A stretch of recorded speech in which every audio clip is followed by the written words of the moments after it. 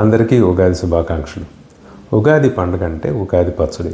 ఉగాది పచ్చడిలో మనకి all flavours అనేవి ఉంటాయి.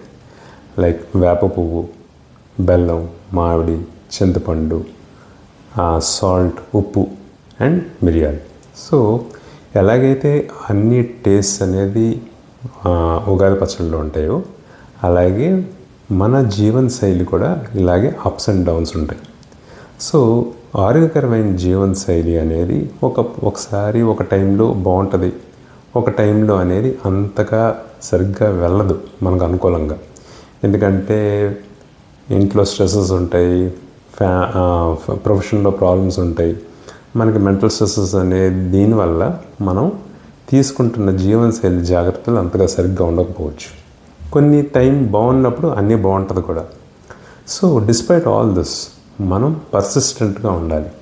సో ఎప్పుడైతే మనం జీవనశైలిలో కన్సిస్టెంట్గా ఉండడానికి ట్రై చేస్తామో మనకి లాంగ్ టర్మ్గా ఆరోగ్య సమస్యలు అనేది రాకుండా ఉంటాయి.